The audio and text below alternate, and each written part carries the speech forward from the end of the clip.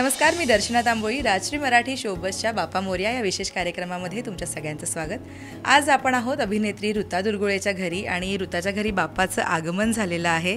मस्त लालबागची सुंदर मूर्ती इथे बघायला मिळते आणि आपल्यासोबत ऋता आहे. ऋता, खूप स्वागत तुझं Rajshri Marathi show. Thank you so much. सगळ्यात आधी गणेशोत्सवाच्या खूप शुभेच्छा तुला. माझ्याकडून सुद्धा सगळ्या रसिक प्रेक्षकांना खूप खूप शुभेच्छा.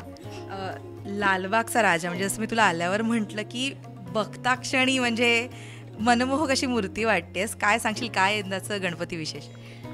गणपती विशेष actually every time it is special, कारण 1.5 दिवसाचाच असतो आमच्याकडे आणि आम्ही सगळे एकत्र असतो. म्हणजे माझी पूर्ण फॅमिली एकत्र असते, आम्ही सगळे कझिन्स एकत्र असतो. त्यामुळे स्पेशल असतोच हा दिवस, कारण वी मेक शुअर की पहिल्या दिवस तरी आम्ही सुट्टी घेणार. मग रात्री आमचे खूप काही प्रकार चालू असतात, जागरणं सुरू असतात, डान्स सुरू असतो, पत्ते खेळणं वगैरे सगळं सुरू असतं. त्यामुळे आणि ह्या निमित्ताने का होईना पण आम्ही सगळे एकत्र भेटतो, आमचीसुद्धा भेट होते, फॅमिली टाईम स्पेंड होतो. त्यामुळे येस, गणपती बाप्पा आल्यावर स्पेशल वाटतं. आणि त्यात दरवेळी गणपतीच्या वेळेस माझा वाढदिवसही असतो. त्यामुळे yes, it is a double celebration for me.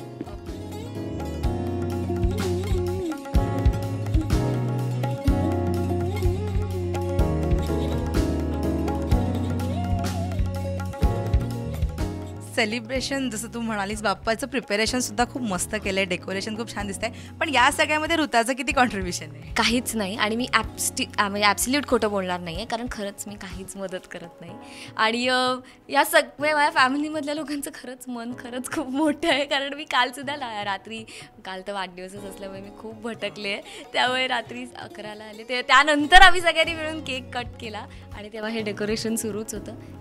मी जाऊन झोपले, काही नाही. आज सकाळी सुद्धा मी सगळ्यात शेवटी उठले, त्यामुळे मी काहीच मदत नाही, एक्सेप्ट मी खूप मोदक खाते. त्यामुळे खायचं काम केलं. पण मग तुला आवडतं हे सगळं? तू केलंयस कधी? आवडतं मला. ऑब्व्हियसली मी ह्या सगळ्यात काही तशी मदतीचं काही कॉन्ट्रीब्युशन नसतो, but at least me make sure की त्या दिवशी तरी मी घरी थांबेन आणि सगळ्यांबरोबर वेळ घालवेन. क्या बात आहे. जसं मूर्तीबद्दल आपण म्हणत होतो, लालबागची मूर्ती कधीपासून येते हे घरी? असं आता ह्यावेळी 5वं वर्ष आहे.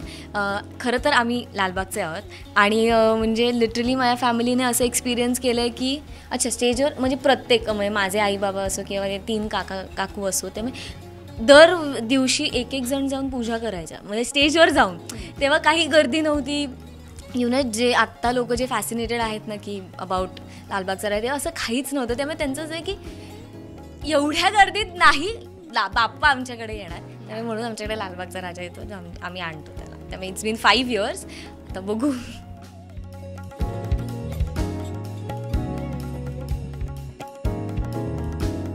आपलं प्रत्येकाचं ना बाप्पाशी मस्त नातं असतं, म्हणजे एक माझा बाप्पा आपण असं आवडीने म्हणत असतो. ऋताचं कसं कनेक्शन आहे बाप्पाशी?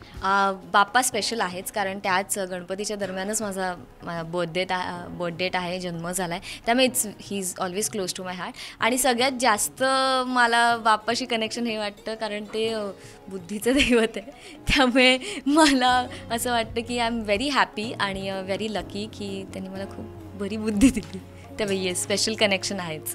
खूप वर्षांपासून तू मोदक खाणं आणि हे सगळं गणपती फेस्टिवल एन्जॉय करते. लक्षात राहणारी अशी बाप्पाची कुठली आठवण आहे आत्तापर्यंतची? बाप्पाची आठवण